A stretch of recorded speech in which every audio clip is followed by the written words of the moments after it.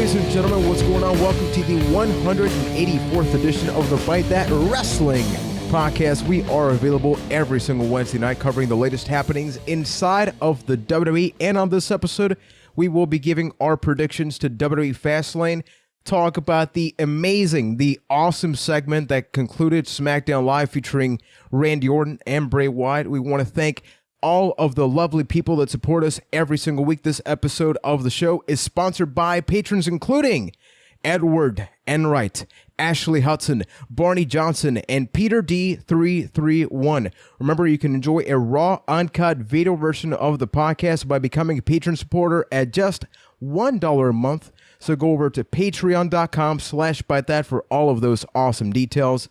My name is Juan Velas. I am from San Juan, Puerto Rico. Joining me as always, we got Ryan McNulty from Boston, Keith Poshik from Winnipeg, Manitoba, Canada. Guys, I think that out of all the weeks in the world of the WWE post-brand split, this week has shown it wasn't even that Raw was a bad show. Oh. It was that SmackDown was so damn good, was so solid from a production standpoint, the wrestling, everything, right? Just clarifying the details on the road to WrestleMania, that even though it's predicting a Fastlane would probably take the larger portion of this episode. I feel like it's injustice to SmackDown, right? All jokes aside about the final segment, SmackDown was on absolute fire this week. It was so good. Easily one of the best episodes of SmackDown in a very long time. And it almost does feel a little unfortunate that it's the Fastlane Prediction show because the lesser show will dominate the conversation. SmackDown had a better go-home show, and they don't even have a pay-per-view until WrestleMania. Yep. And how, like, next week, they have a built-up show. So they even have, like, the tag team match with John Cena and Nikki versus Carmelsworth? They call themselves, right? That sounds right. Yeah, I think that's what they do. So, yes, remember that every single week we go out to Twitter, Byte That Cast. We get your feedback about this. And in no way, this is not surprising at all, but we got to talk about it. We actually got a tie. Now, this is not a good tie for Raw. We got a tie, 38% apiece for 1 out of 4 and 2 out of 4 at both boo and all right. So Raw, should we clap for this? I'm not sure how to feel about this right now. I feel like this should be celebrated somehow. No? Why? No, it should not be celebrated. We do not clap for a bad Raw. It needs a you give it a spank. It's one little spank. Hey, would you do on your personal time? That's fine. I'm not going to be I'm not Tom Phillips. I'm not going to be spanking anybody. So with the SmackDown portion, in my goal on this edition of the podcast, in the spirit of Tom Phillips, is to ear F the S out of all of you. Oh my God! So if you're at work, okay, so that ends right now. This may be the most not safe for work episode of amazing wrestling points. You know? Oh, okay. It's like a metaphor. That is safe for work. So that's not bad at all. It was very safe for work. Let's just get to the SmackDown poll. Now on that side, I just needed to bring this podcast to a screeching halt just for one moment. It only took for the first 5 minutes. 70% of people that voted on the SmackDown poll said 4 out of 4. Now, we got a 2%.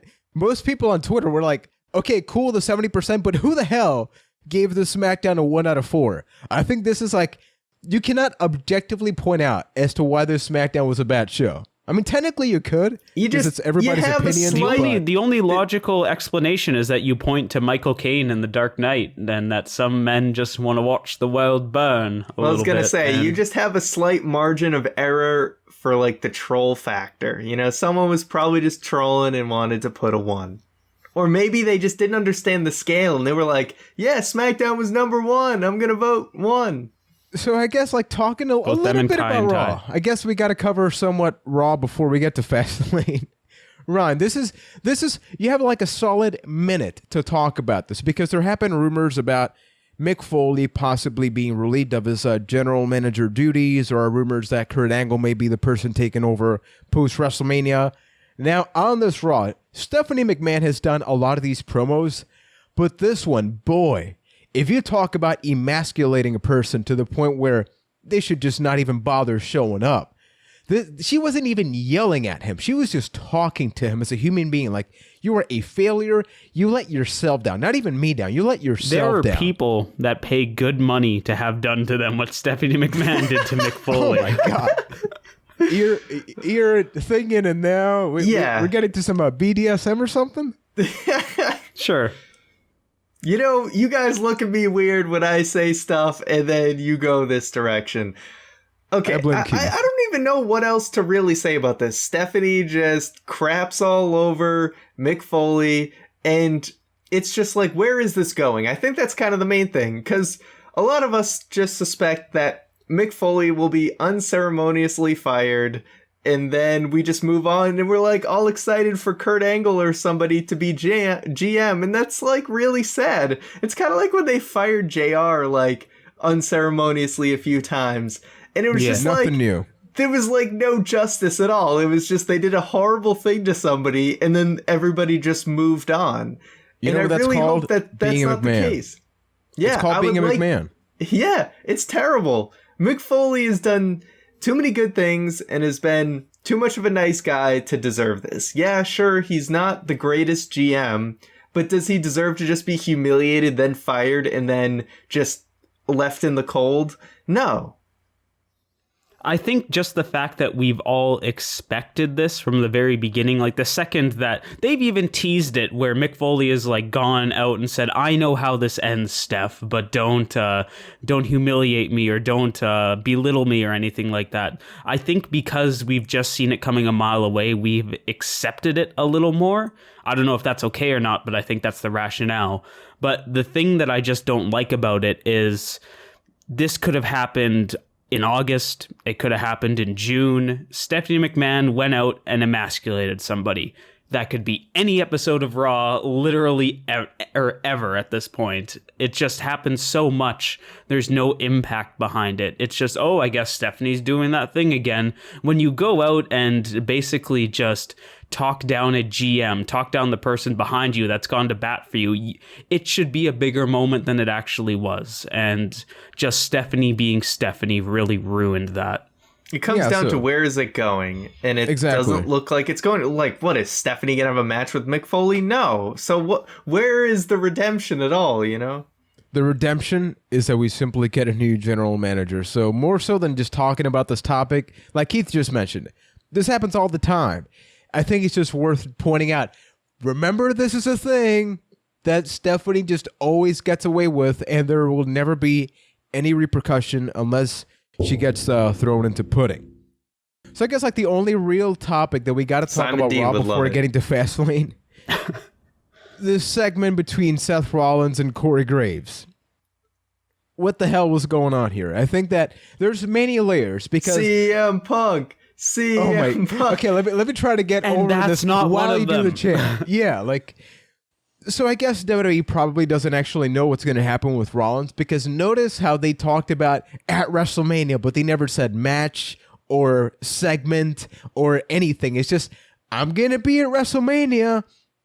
I can't say I'm going to have a match with you because it may not happen, but I guess we're going to stare down at WrestleMania, which is confusing because you're staring down at each other right now. Whatever you're waiting for then, if it's not a match, you can do it right now with Triple H, but we get it, right? But then you get to like this whole thing where Seth Rollins, people love him. He's talking all serious. And as Ryan did so gloriously a minute ago, CM Punk, the slowest CM Punk chant in history. It wasn't like CM Punk. It was like CM Punk. Like they wanted you to hear this. I wanted to punch my screen. I want your thoughts on this. This is why we can't have nice things. Plain and simple. Yeah, Green Bay, you guys let me down because in all actuality, it wasn't like the whole crowd was chanting CM Punk. It was just that the crowd was so silent, and I was very shocked because we haven't seen Rollins in several weeks. Everyone knows he's hurt. Everyone's hoping he can somehow muster something up to do something at WrestleMania.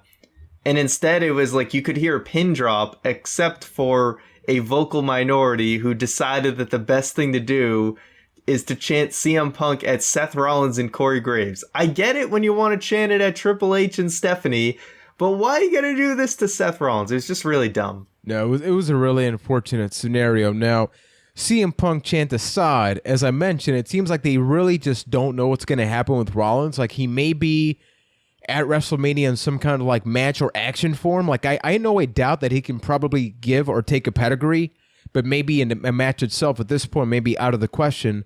Because otherwise, it seems like they could definitely pinpoint that a little bit more. Do you expect him to wrestle there, or just kind of have a one-off thing with Triple H until maybe they can have an actual match later at the pay-per-view after, or even SummerSlam?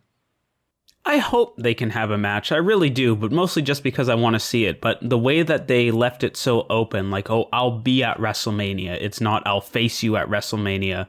It leads me to believe that it might just be a segment in between the matches. Kind of the same spot that The Rock has filled these last couple of years.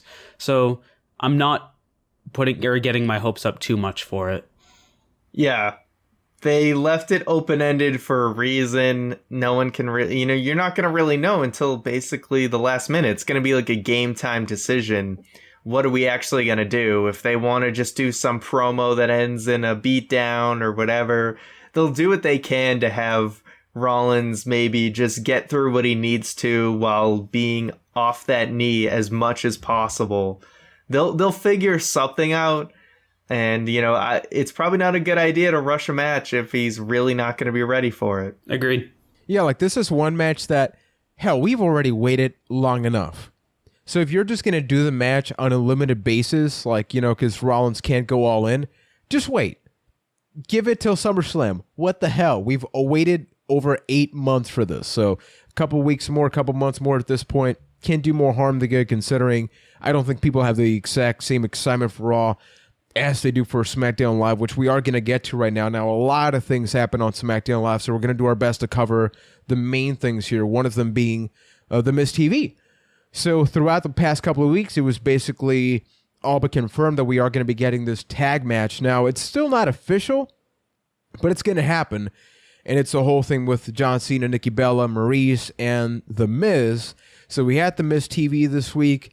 It's like we talked, the match is almost secondary to the build-up to the match and the storylines and the promos, and they nailed it. John Cena did his thing, The Miz did his thing.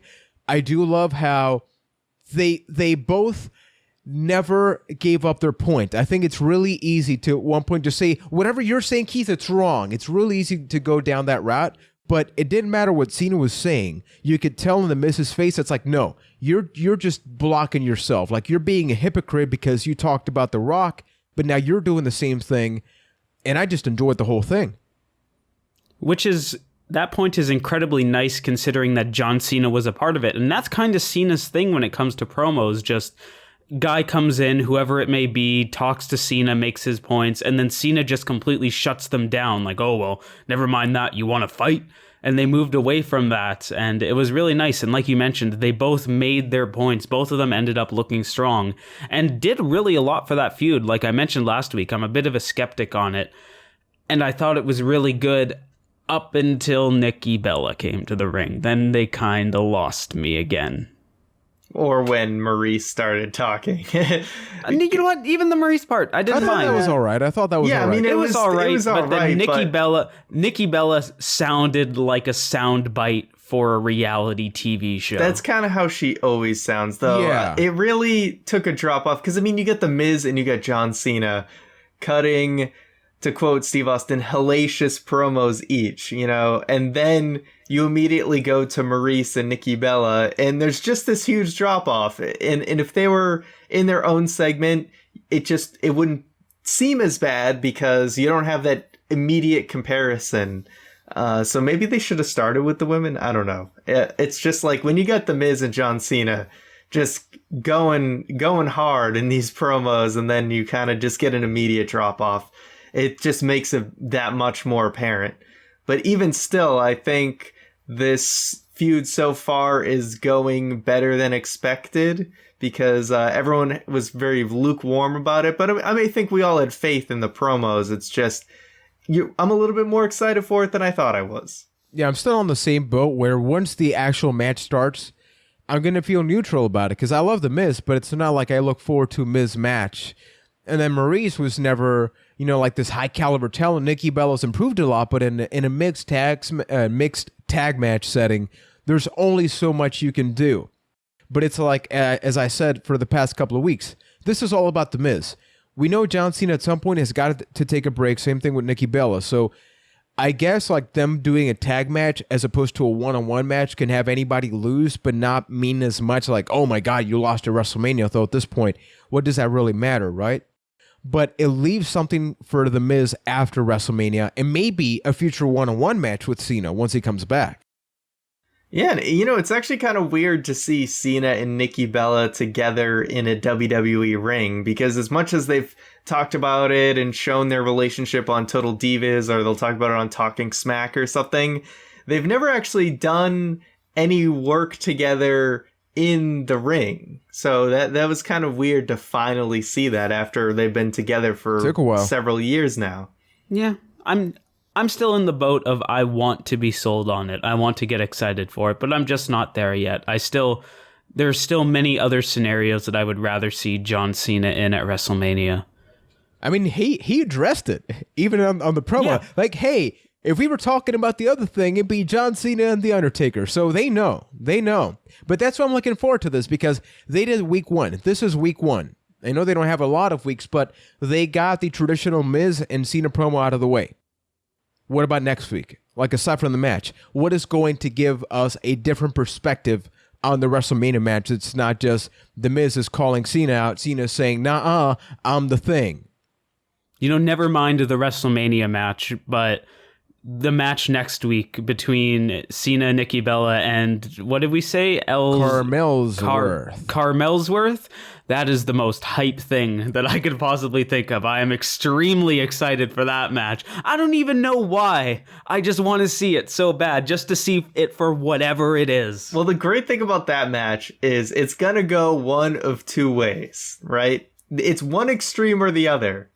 Either Ellsworth gets completely annihilated and it's like a 10-second match, and there's just like, we'll get the hilarious stare down of Cena and Ellsworth, and I can't wait. Or we get some Miz interference or something where Ellsworth actually pins John Cena. That's his thing. That is his thing. Yeah, that could be the legacy of Ellsworth. He'll lose a ton of matches. He'll be horrible, but he'll end his career with pinfall victories over people like AJ Styles and John Cena, and I think that'll be fantastic. Because it worked so well for Curtis Axel, right? Curtis Axel is no James Ellsworth. This is way different, because Ellsworth is never to be taken seriously, where Axel was at one point trying to. There's no way that James Ellsworth beats... No. I want it. I want it, man. Make it happen. Miz, it may happen. You know what you need to do. Get the job done. Get the job done. Now, the next topic for SmackDown beat Live. Nikki Bella? Maybe. James Ellsworth beat John Cena? No. It may or may not happen, but something that we do know is happening, although I know Mr. McNulty, I know you've got some opposing thoughts about this. So, last week, we never got the damn camera angle that we needed to find out that Luke Harper definitely won. Even in the, oh my God, at the beginning of SmackDown, it's so damn clear that everybody should, I don't know if they're just poking fun at that at this point, because gravity is a thing. There's no way Luke Harper got eliminated. Yeah, we didn't have Neville in there, right? Gravity still applied. We didn't have him or Max Velocito, so we got nobody involved that would imply defying gravity.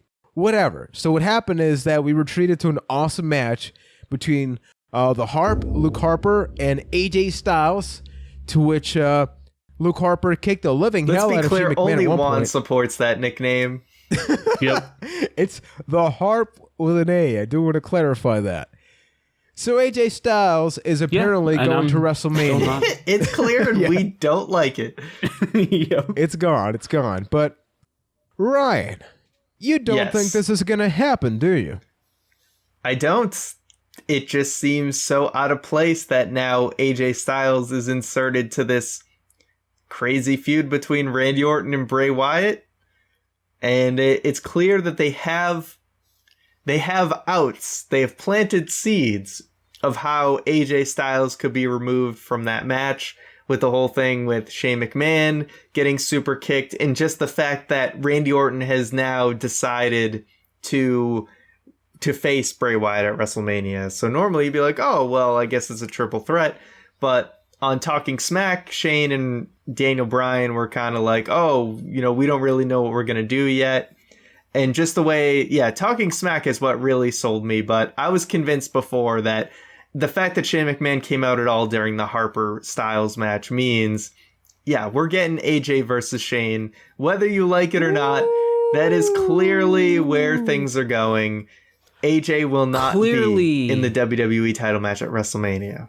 Clearly might be a strong word to say there, just because, like you mentioned, there are so many outs and so many different ways you can go. But I just want to start off by saying that Luke Harper and AJ Styles had an incredible match. I agree with that.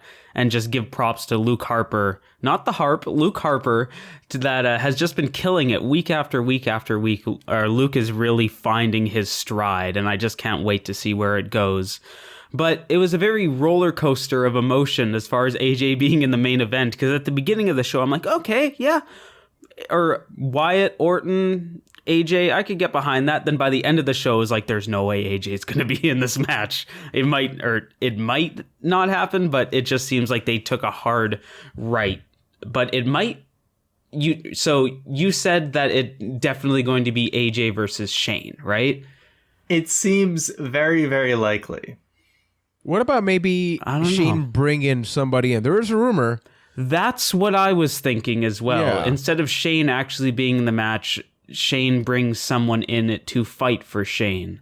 Somebody like Shinsuke Nakamura or somebody along those lines. Yeah, couldn't rule that out. I'm just going, normally we get these Is AJ Shane a match you actually want to see? Right? Yeah. We get them a lot. A couple years ago, we heard the whole Bray Wyatt, John Cena thing. And a few months before that happened, we were like, whoa, that's a little weird. And then sure enough, it happened. We've had this AJ Styles, Shane McMahon and we got rumor. John Cena versus The Undertaker. Yeah, true. But I even a couple months ago, they were like, no, Undertaker's gonna face someone on Raw, right? So that kind of got squashed somewhat early. So we all knew that. But so I feel like with the rumors going months back now about AJ versus Shane, and now you can see it veering in that direction, I just feel like that is most likely the case. Sure, they could throw somebody in there to represent Shane, but it just seems like it's going to be Shane. So is that a match you actually want to see? AJ Styles versus Shane McMahon? No, that's just where I think it's going. If it was 10 years ago, yeah. Yeah, I would rather AJ be in the title match. Don't get me wrong. I think that would be a great title match. But at the same time, Orton and Styles have yet to cross paths at all. So would it really be great for their first encounter to be in a triple threat match? I think that would dilute what is basically a big money match. I think it would dilute a big money match. You get to see what the possibility of that match would be. And then it eventually leads into a one-on-one. There's nothing wrong with people meeting in a triple threat beforehand. I think it adds more intrigue. And that's where I think there's something wrong with you. I think the triple threat environment for that could work as a little quick tease of what could happen. But does it take... Okay, admit it. It takes away from their initial first encounter. I think it will be I think it would be a fantastic match. I think a lot of people would be excited for it. But would it not kill the hype? Nowadays, of the hype. No. Look, we got Bayley winning the title on Raw randomly and then keeping the championship a couple of weeks ago. And it's like I said about a month ago, we gotta, whether we like it or not, what you're saying right now, Ryan, like you as a fan, you like that? Guess what? That's not what you get nowadays. You don't get that build up nowadays. You get the Raw match, you get the Smackdown match. Instantly spoiled. Exactly. They were like, oh, you want to know what Roman Reigns versus Samoa Joe could be like? That could be a big money match. No, let's just put it on Raw. It's like, what? But it also gets rid of that like feeling out phase. The main events on Raw, that is whatever, right? Because there's always that difference between a Raw match and a pay-per-view match. It's something you accept. But if you do, like, say you do the triple threat match before the one-on-one, you get rid of that feeling out phase in a match like the slow beginning, like somebody does an arm drag and then they kind of look at each other like, oh, he just did an arm drag. It gets rid of that. I get match quality, all that. I'm just saying my hype level definitely drops if I've seen people wrestle before. Like, if I've never seen AJ Styles and Randy Orton ever encounter each other, I'm going to be way more hyped for that match. As a closing thing for that, keep in mind, that is literally what live events are. Like, we saw like a live event footage of Roman Reigns spearing Braun Strowman through a table, so people are thinking, hey, is that going to happen at Fastlane? Probably, because like the whole we don't get to see it until the pay-per-view stopped happening years ago. Yeah, now, just the Big Show kip-up thing happened at a house show before it happened on Raw last week. So the whole reason why I would like to save that is not because of, hey, I would care less about AJ or Randy, and this is kind of a transition to how SmackDown concluded. It's that how SmackDown ended, it should be Bray Wyatt, Randy Orton, and maybe somebody else from the Wyatt family, or just those two guys. I think that I may actually get the match that I've wanted to see, which is Randy versus Bray Wyatt for the championship. Many people were saying, hell no. But look at that. Look at what one awesome thing does to change all of that. Exactly. I was a hell no, and I'm super sold now. Exactly. So, like, let's talk about that. You know, we had this awesome... Now, it's got some mixed feedback, and I do want to just bring that up right off the bat. So, Randy basically goes, hey, you know what? Like, this isn't my thing. I'm doing my own thing. Essentially, I was playing mind games with you. And people on social media, well, you had two outcomes. The first one was, which is where I'm sitting at, this was like some Stephanie Triple H feud levels of Randy. This is the Randy that we've talked about. Damn, we missed this Randy. Where it makes sense. He went deep in, got Eric Rowan. I mean, he went out at some point. You got Luke Harper completely opposed to Bray Wyatt. There's no way Luke Harper is ever going to align himself with Bray Wyatt. And now guess what? Hey, you are by yourself, buddy. There's no family, no tricks. It is now just you and me. And guess who won the Rumble? Yeah, we're doing this. And all of the shenanigans that you've done, I have literally burned them down. Even Sister Abigail is gone. So you probably need a new finisher now or something like that. But I love that. And then other people are now going, and this is where I really want to start it off with you guys. Some people are saying this happened too sudden. To which my response is like, people sometimes complain about slow builds, about them taking too long. Then we get something like this where Randy is logically telling you why. He's telling you why he's done this. But then people are still opposed to it. Why? To play devil's advocate, it's a situation where they could have pulled this trigger at any time. So from that point of view, yes, it could have been saved. But they decided to pull the trigger, and they did it excellently. It was so well done. I love when wrestling gets crazy elaborate like that, like with the camera angles and the close-up and just completely over the top. That's when wrestling's at its best, and they knocked it out of the park. They made Randy Orton versus Bray Wyatt feel like a main event of WrestleMania match this week, and that's what I love about it so much. I believe that could actually be the main event now, which seemed crazy a couple of weeks ago. And as somebody that was saying, yeah, this match is kind of whatever, I'm completely on board with it. It just goes to show just how if there is a strong build, they can do anything they want. And I really want to hear it from you guys. The fact that you got this slow burn, you've been speaking about it for weeks, that this was the slow burn that you wanted. Do you also feel the same way about how well they executed it? So this segment, I think, was great. It was fantastic.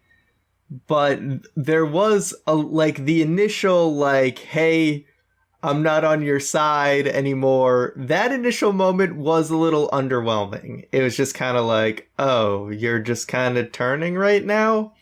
And then, it got way better as it went on. Once Randy Orton's getting into, the mind effing of Bray Wyatt and all of that, and you kind of realize that he infiltrated the Wyatt family and, tore them completely apart and basically destroyed everything that Bray Wyatt cares about. So all of that was well played. It was just kind of that whoa moment that I thought was a little underwhelming. But other than that, it was done very well. Bray Wyatt sold it amazingly about like how much everything Orton was doing was bothering him. Like, we got all to of that see the was super human well side done. of Bray Wyatt. Yeah. How rare is that? Yeah. Like, Yeah.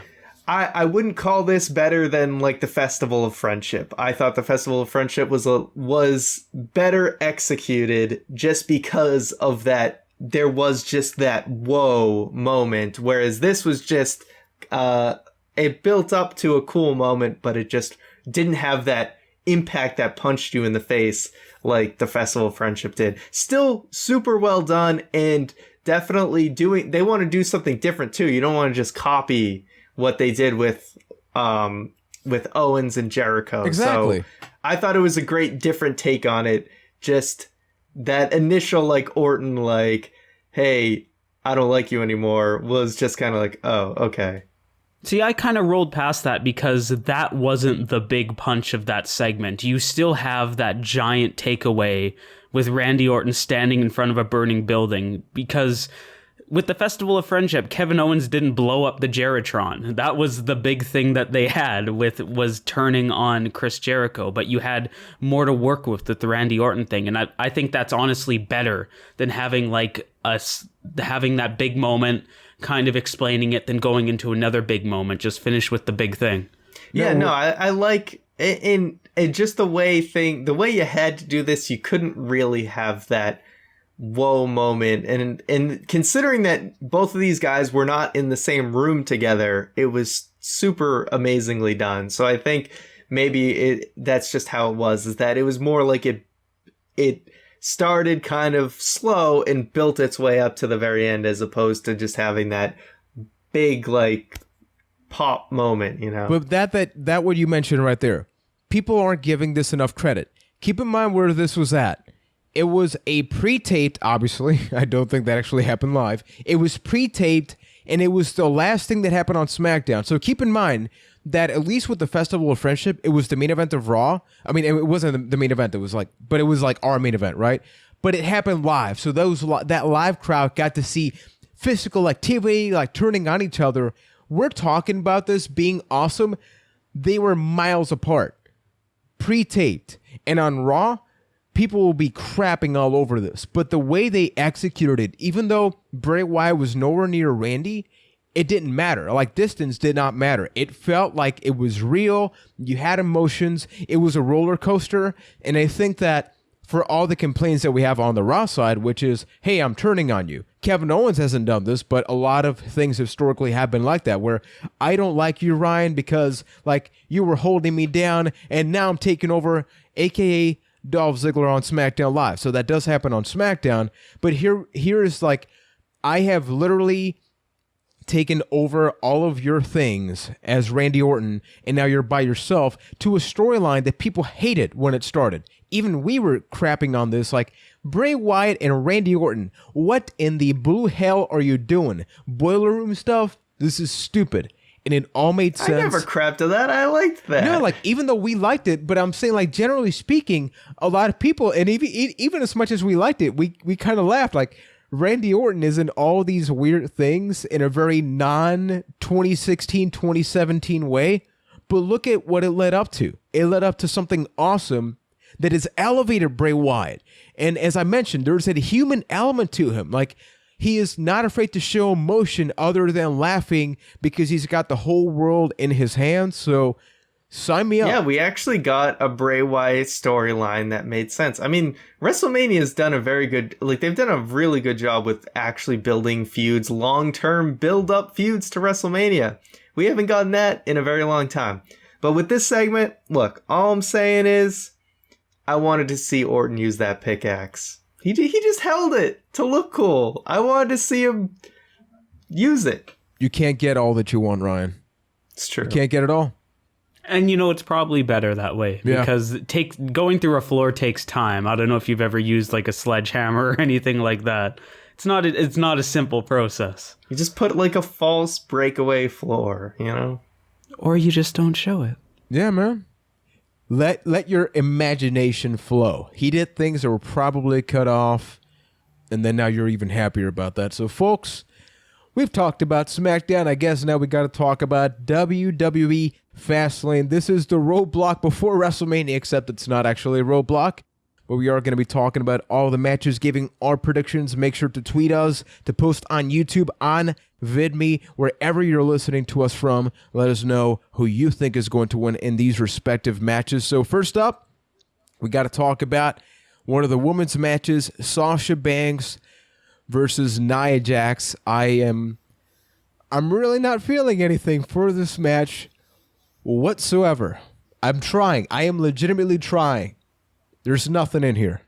What about you guys? I'm just going to say that Sasha Banks wins because Nia Jax has been winning most of their matchups, and maybe with Sasha being like her knee, they're not selling that injury anymore. She gets the win, I guess. Yeah, I have about the same excitement level. And Sasha Banks probably wins because I don't think they're going to have Sasha go into WrestleMania with a loss. She'll probably be a big part of their WrestleMania match. So, she conquers Nia Jax. It bums me out because I want to see Nia Jax just destroy people till the end of time. But not going to get that, so I guess it's going to be Sasha. Yeah. I feel nothing for this match. Like, in the event that Nia wins, then what happens? I think that this is the problem with the Raw Women's division. Does it matter who wins? Does it really matter? I don't think it does. Like, I think that regardless of who actually wins here, we're just going to move on and not care about the victories or losses here. It's multi-person women's title match at Mania. Because there's no, clear feud that would actually be interesting. And this match screams pre-show. I would not be surprised about that. Yeah, so we all agree Sasha Banks is going to come out victorious. So this is a pre-show match, I believe. It is Rich Swann and Akira Tozawa versus the Brian Kendrick and Noam Dar. Keith, can you do the Alicia Fox thing? No. Damn it! I tried. I tried. Who do you think's winning, Keith? How do you feel about this? We don't really talk about 205 Live or the Cruiserweight division, just because honestly, I mostly watch 205 Live. It's gotten way better. Honestly, it has actually gotten way better to the point where this is a conversation for another day, but I'm contemplating sort of clip watching Raw every now and then because I'm just not having that much fun, and then making Tuesdays like my wrestling night. Smackdown, 205 Live, and Talking Smack. That sounds pretty sexy. I do usually watch 205 Live after SmackDown, just like I'll have it on in the background as I'm kind of getting ready for my next day. I don't sit down and watch it, but 205 Live is awesome. The only complaint I have about the Cruiserweight division, and I think it's kind of the summary of this match, it's just that there is such a divide between the Cruiserweight Championship match and everything else. Just nothing even comes close to that level. It's you either you are the title match or you are nothing, and that's the part of 205 Live. Or you're just a match, and this is just a match that Rich Swann and Akira Tozawa probably win because Tozawa's they're giving him something. Yeah, it's coming. Yeah, Tozawa's the new kid in town for the roster, so I would fully expect them to win. Yeah, I mean, there's a ton of problems with the Cruiserweight division. I think the fact that there's such a divide between them and the main roster, that I think that's an issue. I don't even feel that anymore. You don't? You don't feel like they're kind of the second-class citizens of the WWE? Yes and no. When it comes to the Cruiser tagging with the New Day, doesn't that feel like, okay, they're a part of the show? When you cut the purple ropes and everything, it seems like, oh, we're just shifting to something completely different. I mean, it's the Cruiserweight segment, but it's not on this level of something like the old Cruiserweights or the old Divas division where it's like, oh, okay, this is the bathroom break, because good content does have there. Yeah. So I'm not saying it's good, but my answer content is honestly a yes and a no, because if it comes to the Cruiserweight Championship feud, then absolutely not. That just feels like another part of the show where it is on the same level as basically any other segment. But when you get the tag team matches like this, then that's where it kind of becomes a yes. Yeah, I mean, I think the cruiserweight division is definitely improving. It's come a long way now that Neville is kind of leading the charge. But still, I've said it before, I'll say it again. The cruiserweight division, they're the new divas, and it's going to be a rough road for them. I don't think so. I think that the big problem now is that, like what Keith said, either you're in the title scene or you're a match. Like right now, How we much have do you Austin think Aries the coming average out. person truly cares about the cruiserweight division? If you listen to the audience, scene? people are slowly caring about it. But it's Like, look at it takes Tozawa. time. People are getting behind Yeah. him since he's debuted on Raw. Like, there is totally people going behind 205 Live, the Cruiserweight division, and the Cruiserweight matches on Raw. Like, the crowds, if you watch 205 Live, they're not dead. They're not leaving silent. the People arena. are... Hey, let's and they're start not with leaving that. the They're staying arena. around. Well, I mean, Exactly.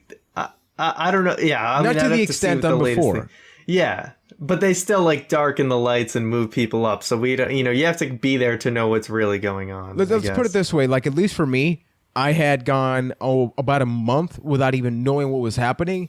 And now I feel like at least I follow the championship path. So that definitely shows that they're doing something right. Plus, It's they got Austin improving. Aries Yeah, coming up. if nothing else, it's getting better week by week. Austin Aries is awesome at commentary, and now he's going to be there. So I think that's a great combination. I care about Tony Nese's abs. Yeah, man. We talked about Vince last week, and those are... Whew, okay. So we Oh, all brother. agree Tozawa. Moving on next, we got Samoa Joe, who I guess is doing the Uranagi as a finisher, as we saw on Raw. Not just a one-time thing. Taking on Sami Zayn. How badly is Samoa Joe going to destroy Sami in this match? Oh, brother. Rip Sami Zayn. Yep. Get a stretcher, because that's the only way Sami Zayn is leaving that arena.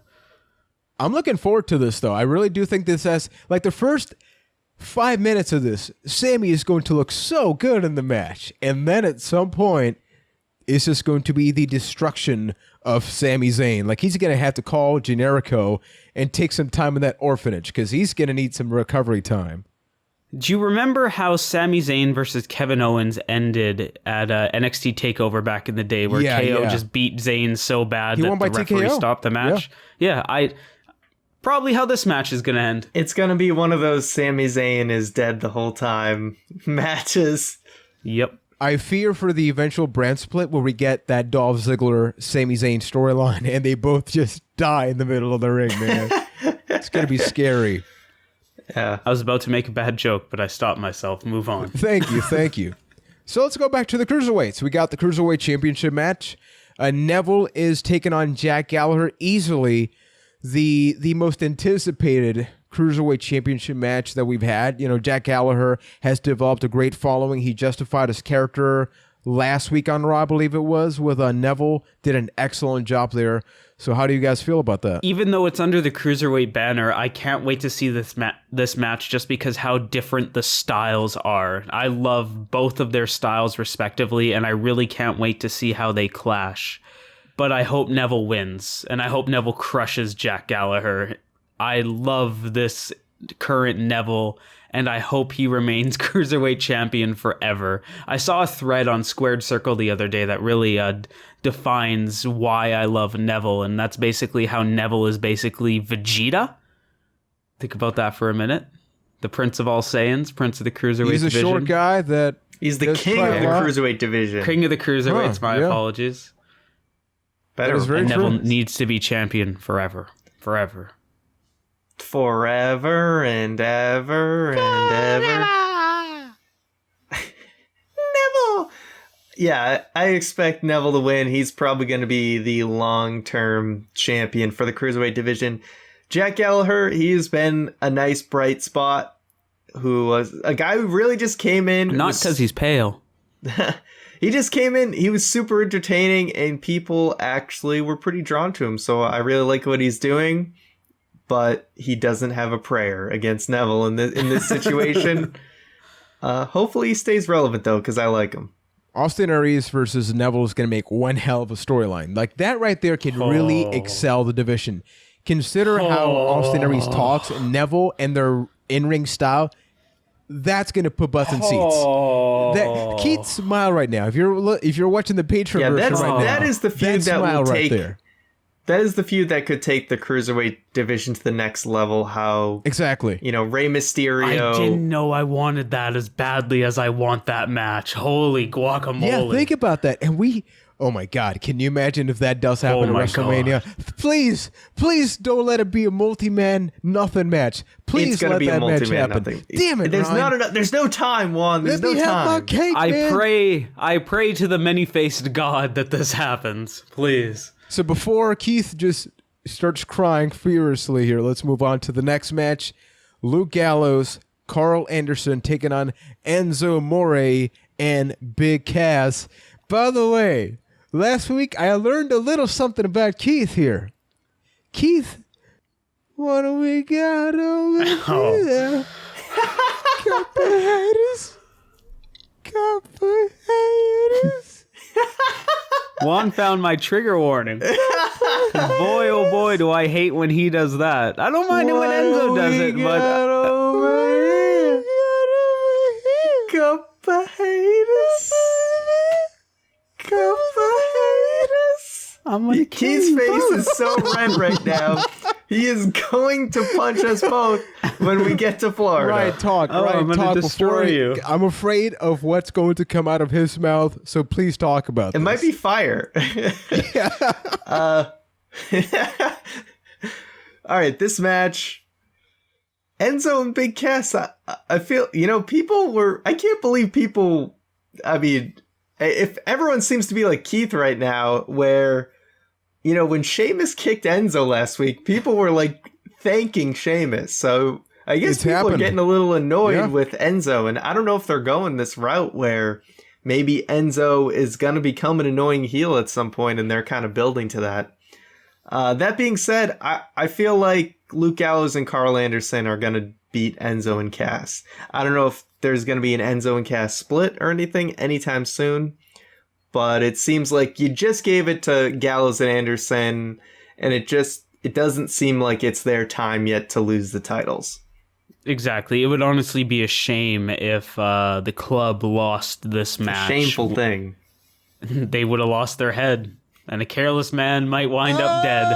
But you finally give the titles to the club, and I honestly think that they should have a very long title reign. Whether they have it or they don't, that remains to be seen, but it doesn't end at Fastlane. Enzo's whole dynamic in a tag team match is to get destroyed and take the pin so Big Cass doesn't have to. But he does that and DDT I think that's thing. exactly... He does the DDT. That's true. Or he just gets knocked out real bad by Simon Gotch. Or whichever the other one is. Simon Gotch. English. I think it was, but... I think the only Vaudevillains are doing good, folks. Yep. Yeah. I think the only time it ever made sense for Enzo and Cass to win the titles were at NXT TakeOver Brooklyn, which they weren't even in the actual TakeOver show. They recorded a match at that show, and that was it. I don't think they should ever become tag champions. Even when they showed up originally and everybody was getting a hard-on about the New Day versus Enzo and Cass, that would have been a great time to put the titles on them, but they've fallen so far from that point, whether it's just become stale or they just haven't changed at all. There's many different things that you could or attribute that to, but they don't have what they had when they originally came in, and they need to either find it again or find something new before they're back on that point where they should be tag team champions. So basically the club, you're keeping those titles, man. Yeah. So moving up, we got Roman Reigns versus Braun Strowman. Now this is going to be quite an interesting crowd because you have the Roman haters and the lovers, but I think there's also this portion of the crowd that is afraid. There's a couple haters. Oh, see, now you want to do it. Yes, we got Keith in this now. Or maybe he's embracing the hate. He's embracing it, the hate, so that way he doesn't hate it. But you also have that portion of the crowd. Don't end up in a wheelchair. You might get pushed off the stage. I don't hate it. I hate you. There's a difference. Whoa. Don't hate me.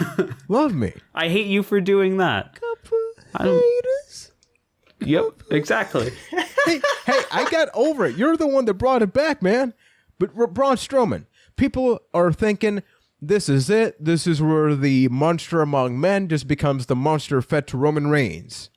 Where do you guys stand, and how do you see this match playing out? I think this is this could be the thing where the music plays after the match and people go ballistic because Roman Reigns triumphed over the monster. All right. Where do I want this to go? In my world, they would become friends and form the tag team of Strowman Reigns, because I think that is an awesome name. But that's not going to happen.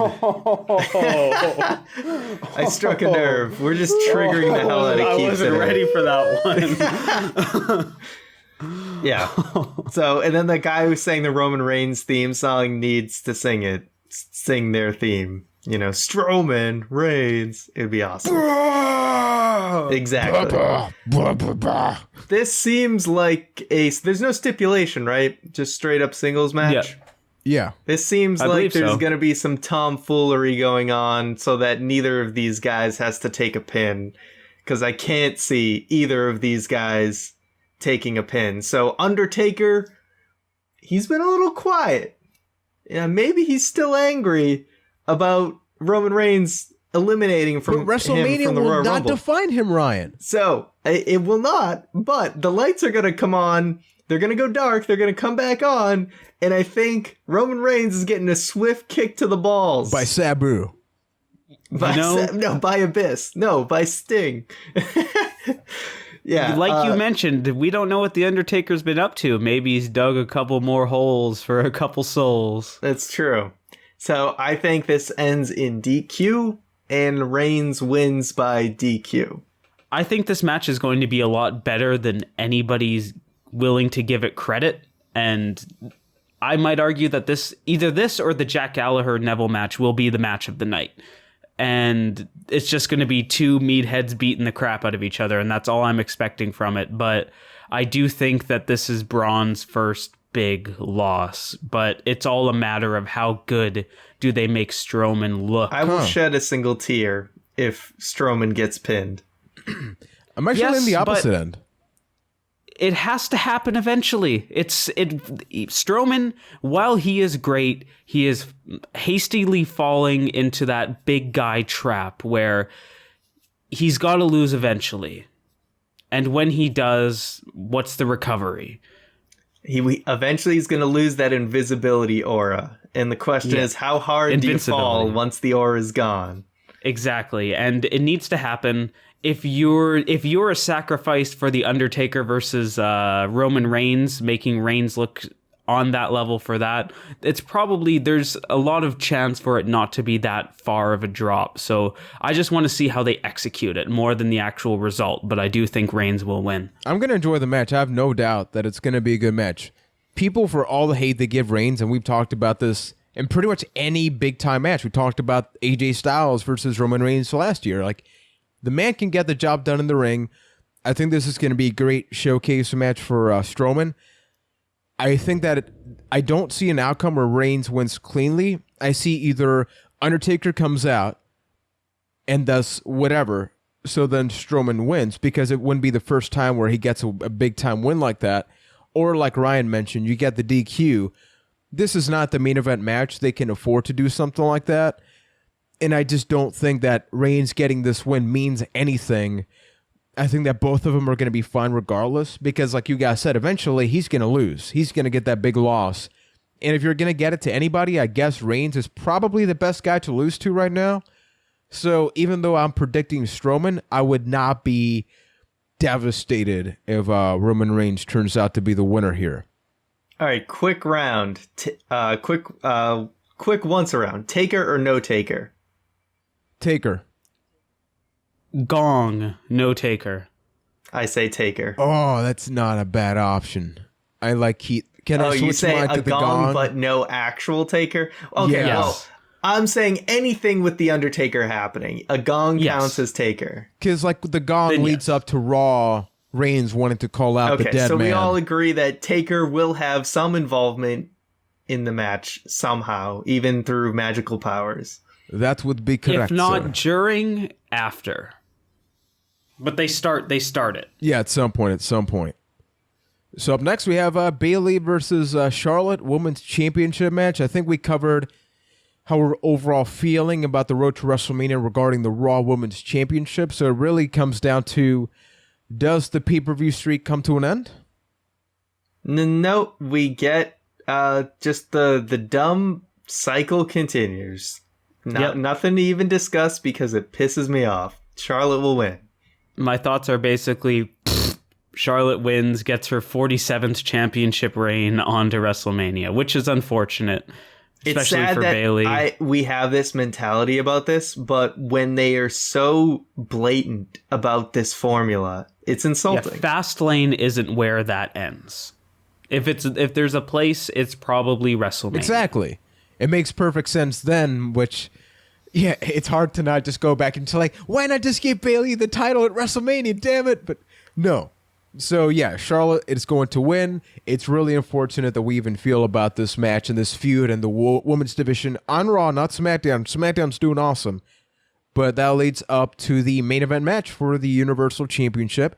Kevin Owens defends against Goldberg. They had some involvement in Raw. Kevin Owens has been on fire.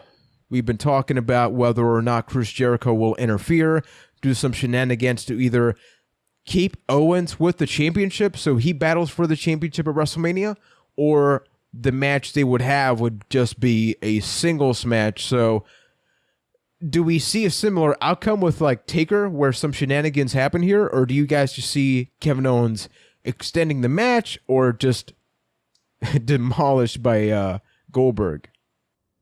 This match is impossible for me to call in the way that because I basically associate this with the Brock Lesnar, like a Brock Lesnar type match where it seems so obvious what the outcome is going to be that it means that there is no way they are going to do it. It's happened with the streak. It's happened with their match at Survivor Series. It feels so obvious that Goldberg's just going to demolish Kevin Owens, but it makes me wonder if they're making it seem that that obvious, so that's the exact opposite of what happens. Like Chris Jericho is not the one that interferes. Brock Lesnar is the one that interferes. If that does happen, takes out Bill, Kevin Owens gets the pin. Why would you ever think that Brock Lesnar would do that? Why would he? Okay, he's guaranteed. Because he wants revenge on Bill. But he's guaranteed. Okay, hear me out here. Yes, okay. Could you not hear Paul Heyman saying Brock Lesnar doesn't actually give a damn about the championship? He's already won that. He's held it for, he's held it for over 6 months. Title. It's all the same. He's won the major titles. It's all the same. So he doesn't care about the title. He doesn't want to defend it. All he wants to do is beat Bill Goldberg. And now he has given Goldberg a reason to bring his A game to that match because he got screwed over. So then it creates that, you've got the best of Bill versus the best of Brock. And that's kind of what I'm leaning towards, even though even as I'm saying these words, it sounds absolutely crazy to me. But that's how I feel, because it's either that or Goldberg just destroys Kevin Owens. He lasts maybe 3 minutes tops. Hashtag 15-minute man. I think this match will go 15 minutes. I'm going to do a clock. I'm going to do a timer for this match. At least 15 minutes. At least 15 minutes from the ring of the bell. Oh boy. And that's bold. It's very bold and very ambitious. That's Juan-esque, if you will. Yes. All right. Why do those always happen around Kevin Owens? Right? I don't know, but there's no consequences on the line, all right? I'm not... none of that. For sure. Okay. So, this match... I really think Brock Lesnar will not interfere because it doesn't make any sense. Sure, he doesn't care. Maybe he doesn't give that much of a damn about the title, but why would you just, pass up a free title shot? I mean, according to kayfabe, a title shot is more money. Wouldn't Brock Lesnar want more money? Why would, he probably thinks Goldberg's going to beat Owens, so he'd be like, oh, I get a free title shot. I'm already going to face Goldberg anyway. Oh, so I really don't think there's going to be any interference at all from Lesnar. I do think Jericho is going to show up, though, because Jericho's been pretty quiet. He hasn't shown up on the past 2 Raws. It seems like Fastlane is the appropriate time Goldberg's winning. He's getting the Universal title. I don't think there's a chance in hell that Owens and Jericho is going to be for the Universal title, considering Jericho's already US champ and they'll just make it the US championship match. Feels bad. Kevin Owens has been champ all year. He doesn't get to defend it at Mania, but it's WrestleMania. Part-time is king. Unfortunately, Ryan makes a damn good case, so I may have to side with him because it's very easy to forget that Jericho is champion. So unless he magically loses the championship right now, plus you can't forget that Kevin Owens did beat up Jericho. I believe it was in a show in Germany. There was like some live event. So like they are still playing this out. Jericho has showed up in live events injured. So I do think that if anybody interferes, it's going to be Jericho, maybe showing up as he's in denial first. So like, no, still like me. But then boom, he causes something. And I do think it's going to be a longer than 10-minute match. Just because I think Kevin Owens will go through the whole heel tactic playbook. He's going to do every little thing he can to extend that. And just when it seems like he's about to get some offense in, Jericho comes out. So I do think that Goldberg wins. I don't like this. I hate the idea. I don't even not like it. I hate the idea of Goldberg versus Lesnar being for the championship. WrestleMania. Yeah, it's like I'm probably wrong, but I'm going against the grain here. Yeah. It's just like, it seems so dumb to be like, okay, we build this story all year with Kevin Owens being champion, and then to end the year at WrestleMania, two guys who haven't been involved in the Universal title scene at all year are going to be fighting each other for the Universal title. It's kind of dumb, but I am very much expecting that to be what happens. It's called The Rock. The Rock effect. Sadly. So folks, that has been our predictions for WWE Fastlane. We will be talking about that next week. Ryan will be providing a review of Fastlane right after the show. Actually have whether you like it or not. Yeah. I'm actually do a pre-show Facebook Live, so you may want to follow our Facebook page. Byte That Cast may just do like a quick 15-30 minute thing on Sunday at some point before Fastlane, definitely before the kickoff show. So you want to look out for that as well. So it's going to be Fastlane is taking over Byte That. Not during, but before and after. We're kind of going to be there. Now remember, you can always send us your awesome questions at Gmail. ByteThatCast@gmail.com. You can send us questions also on Twitter, ByteThatCast. Remember to use the hashtag AskBT. It's the best way to categorize that. So we got all of that awesome information. So let's not waste any time. Keith, what do we have right now? Well, we have a question to start off from Vin P, who asks, what is the best face or heel turn in your opinion, and why? What is the best face or... I mean, you have a lot of iconic ones. A lot of people always mention Hulk Hogan with the whole NWO heel turn. I got one. If we're going by the best and not my favorite, I think the best of all time is the double turn that happened at WrestleMania 13 between Bret the Hitman Hart and Stone Cold Steve Austin. That's easily the best of all time, just because both of them managed to transition in the middle of one of the best matches of all time. It just added a whole other layer to this already incredible match. I think mine easily is 2003 The Rock. I think a lot of people forget that people love The Rock. So when he came back, it's like, yes, we got The Rock back. You know, he's kind of going into Hollywood, so we got to appreciate that. Easily, they could have just done the whole eat your vitamins Hulk Hogan route, love him, and then he leaves. But they actually take a risk with The Rock and have him be hated by people, talking down to all the superstars, being above them.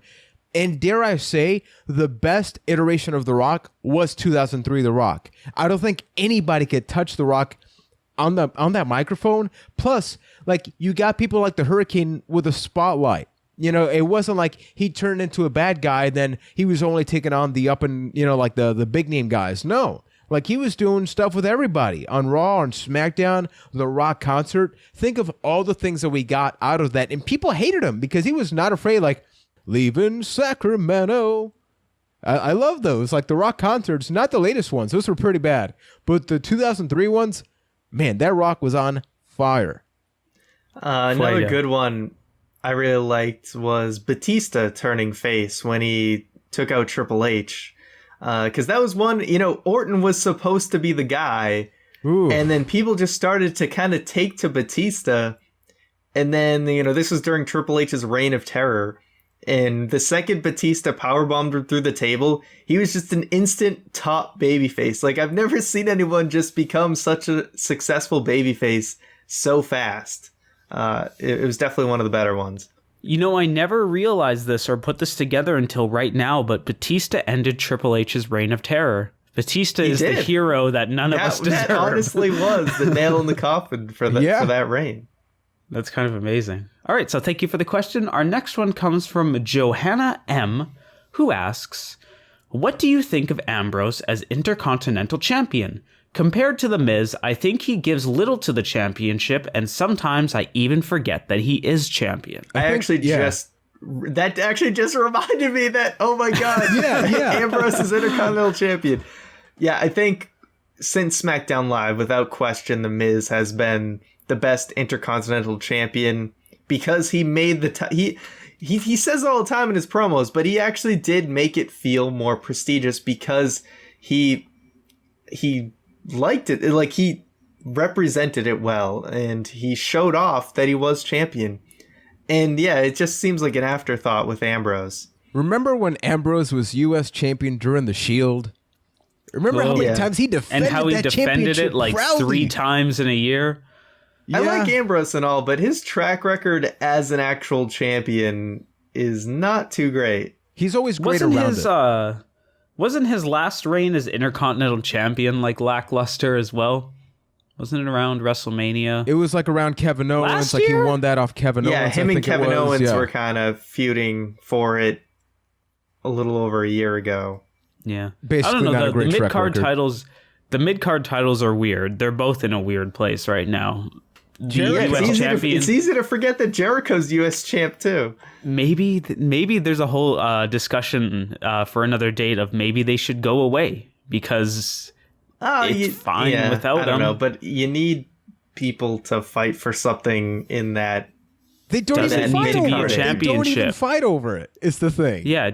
Does that thing that they fight over need to be a championship? Because right now, the answer is no. I think that Dean Ambrose and Baron Corbin is one of the most exciting matches going into WrestleMania. At least it has potentially nothing to do with the IC title. And it has nothing to do with the IC championship.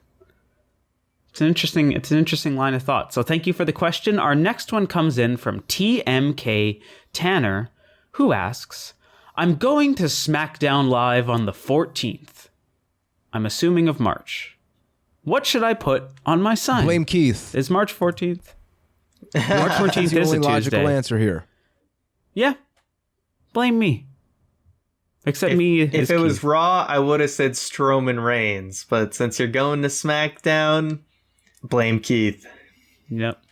Blame me for the best show in the house. I am the real champ that runs the camp after all. So thank you for the question. Our next one comes in from Joe W., who asks, 1. Do you live near the resort and casino that the Shining Stars sell trips to? So we didn't discuss this, but hey, your buddies were back this week. Were you excited? Yeah, your friends were back. Yeah, Big Show beat them up, and I was happy about that part. But they actually live not too far from it. I went there last week, had a nice piña colada and my guayabera, and then I sang some Puerto Rican folk songs, and then I started just saying arriba because people think we do that, and then no, it's not real. The Shining Stars aren't real.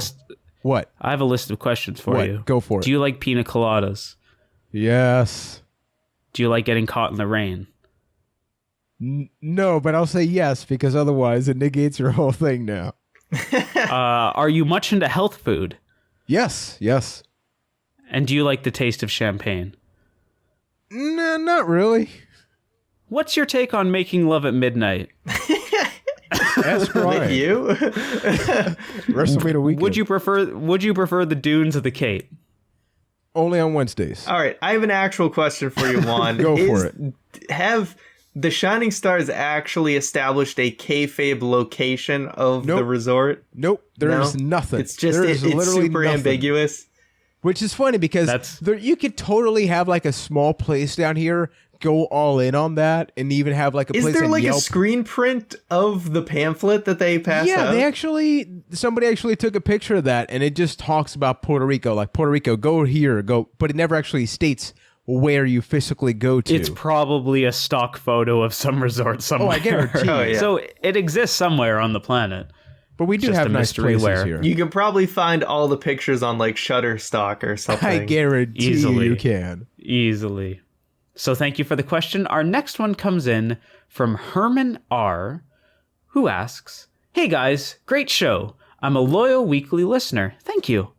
I was talking to a friend recently who is just getting into wrestling. As most modern wrestling fans, I began to explain the behind-the-curtain works of the WWE. Essentially, my question is this. How has the breaking down of kayfabe changed wrestling? I mean, obviously, we know it's scripted, but do you feel that the move from kayfabe to reality behind the kayfabe has actually helped or hurt the business?" That's a really, really good question. And at least for me, I love production, right? Like my bachelor's degree is in film production. So whenever I go to anything, I look at the camera work. I look at all of that stuff because that to me is fun. Like when I went to WrestleMania with Keith, more so than watching the matches, I love how they set everything up. So opening the curtain only to me opens up like, hey, this is how it works. Plus, like I worked in wrestling down here for a while, so it's hard for me not to think about that. But I think that at some point you had to do that because wrestling stopped being cool. So the only way I think that you could work with that, it's like, well, you think it's not cool, but we know it's a thing. If we know it's a work, we know it's a theatrics, but they're athletic, they do things, and they got stories. Yeah. Wrestling is just weird the way that it is, but like even kind of the behind the curtain thing, everyone at this point knows that it's staged unless it's someone who's significantly younger. And because, I mean, it's kind of just like the same as any other TV show. I mean, people just kind of go behind the scenes a little bit more in wrestling because it's always going and it's easier for information to get leaked out because there's just so many people involved in wrestling. But like even like Game of Thrones or something, everyone's speculating where they think the story's going to go.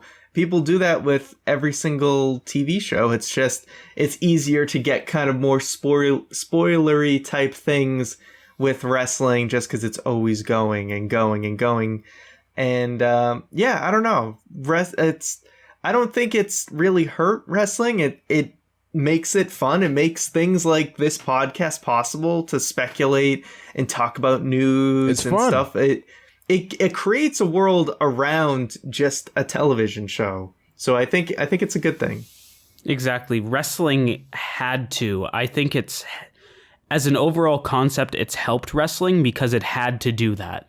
Just the way that people consume media has changed, where they just want that constant trickle of, if you're not thinking about it, or if you're not watching it, then you're thinking about it. If you're not thinking about it, you're reading about it, or you're checking social media and seeing what's going on or talking to people. It's just, it had to become that 24/7 thing. And I think for the most part, it's done a good job of it. I've been a big poo-pooer of this in the past, and I still feel very strongly about it, where I think wrestlers having social media accounts has hurt wrestling significantly, where it's blurred the line between performer and character in a negative way on nights that are not like Raw or Smackdown or whatever show you're on. I think if that went away, it would be great. And there is honestly part of my brain that wishes it could go back to growing up and watching the Attitude Era,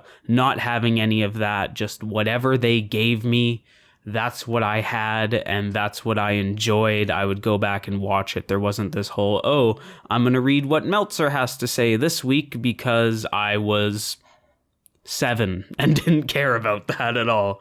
So it had to happen. Part of me wishes it didn't. But that's why stuff like the Randy Orton thing works. If you already know it's scripted, go all in. Because if you just give me match after match, It's scripted. So if the only thing that matters is who wins and loses, it gets dull really quickly. Agreed. Tell us a story. And that's what we've been getting. Indeed. So thank you for the question. Our final question of the show comes from Balls. Balls. Damn. And Balls asks, have you guys seen Rusev's hair? If not, go on his Instagram and react to it on the podcast. So I have not seen Rusev's hair. I have not yet. either. Oh, really? I knew Keith hadn't, but No. you hadn't? Okay. So, guys, get ready, because I had seen it. I'm still crying over it. I don't like it. I'll probably get over it, but I just gave Ryan and Keith a link. So, both of you click it. Ready? In 3, 2... Wait, hold on. Not yet. Uh-oh. All right, in Ryan's case, it may change some things. I have to. gotta be Okay, I found the WWE.com link. All right, ready. Okay, watch it in 3, 2, 1. Bam. Whoa. Whoa. The locks are gone. They're gone. He looks like a human being now. He looks like a man. Initial impressions, yay or nay? Yay or nay? I think it looks honestly, good. Yeah, it looks good on him. I'm going to say yay. It's a good haircut. It's just generally a good haircut. Rusev made a good choice there. Good choice. So we're happy about it, I guess. Like I'm still not sold on it, but that being said, I am super looking forward to if you're promo out there he does. if you're out there in listener land listening, I invite your reaction to this, but he reminds me a lot of Roach McPoach with his new haircut. Whoa, shout out to Roachy. He's going to WrestleMania. We actually have a lot of fans and members of the Byte Club attending WrestleMania weekend, so maybe we could take a picture with Mr. Roach and get some yays or nays about whether Rusev is trying to pay tribute to the awesome man. But folks, thank you so much for sending your questions. We honestly love this so much. Every single week, you guys are getting more and more involved with DMs and tweets and emails and just interacting with social media. So that's what we always love as tradition to close out the show with the Byte That Weekly Update. We have a lot of things, including something we hinted at last week on the road to WrestleMania. It doesn't matter where you are right now. Point behind you. Even if you're driving. No, don't do that. Keep both hands on the wheel. Ryan, what's happening? What's happening on Byte That? Well, we got some cool announcements, and we're going to start off with a big one. So as you guys know, for our first Patreon goal, we did the 12-hour wrestling video game stream, and that was a huge success. We had a lot of fun doing it. It was great to interact with everyone. So, hey, it's WrestleMania season. We thought, let's do another one. So it's not going to be 12 hours, but it is going to be our endurance. I don't know if we could do that again this soon, but it is going to be a stream WrestleMania themed. We're going to be playing through various wrestling games and simulating or playing out a bunch of these WrestleMania matches, but sort of through different eras. So you might see Triple H versus Seth Rollins in 2K14 or something like that. So we're gonna get creative with what games we play out some of these matches in. Obviously, if you got one involving some of the cruiserweights, we're gonna have to get a little fancy with that. Maybe use the download tool on the newer games, but we're looking forward to it. So that is going to be Saturday, March 25th. We'll provide more details, like exact times and everything, as the coming weeks, as we get closer to it in the coming weeks. So Byte That, it's twitch.tv/Byte That. If you want to go over there now, hit the follow button. That way you'll get a notification anytime we do stream. So look for that. March 25th, WrestleMania themed video game stream. We also, apparently something's going on with Juan. Something going on. Yeah. Something on his VidMe channel, if you'd like to elaborate. So folks, we wanted to leave this at the end of the show, So I'm leaving Byte That. This is officially my... No. Hey, stop crying, Keith. You're not actually crying, but let's just say hypothetically he was crying. He's not. So I've been working on this for a couple of weeks. After the Enzo thing, you've lost my sympathy. Go. So yeah, I've been talking about this for a couple of weeks on my personal Twitter. I've been working on this. I will be launching a personal video game channel on VidMe. We also publish the podcast. We have a Byte That channel there, but I'm going to be exclusively doing a video game themed channel at vid.me. So not .com, vid.me/EpicJC, which is also my social media accounts pretty much everywhere. I'm starting to publish videos tomorrow because I realized Friday, the Switch comes out. Probably not a good idea to launch a channel on the day a damn console comes out. So I'm moving it up. So Thursday, March 2nd is going to be the launch of the channel. I'm looking forward to it. I'll definitely have Ryan or Keith make some appearances related to the specific games and the stuff that they like. So it's going to be a platform where I can just do game stuff. So follow that. I'm gone. Follow that man. Thank you. So we also wanted to remind you guys up on the YouTube channel, first of all, subscribe. YouTube.com/ByteThatCast. We have The Price is Byte. That's up now for your viewing pleasure. We did a Price is Right themed game show over some weird WWE related items that are on eBay. Me and Keith tried to guess the prices, and Juan was an excellent host. The best. No problems. No controversies ever on our game shows. I love everybody. Ever. No issues. If you'd like to follow our personal Twitters, of course, the Byte That Twitter is at ByteThatCast, but Juan has his Twitter at EpicJC. Mine is at the Ryan McNulty. Not A. Sean was calling out Keith for not having a personal Twitter, but hey, he likes to live in the shadows. He's the mystery man. Indeed. So don't follow me. Follow me on Byte That. Yeah, I'll tweet there sometimes.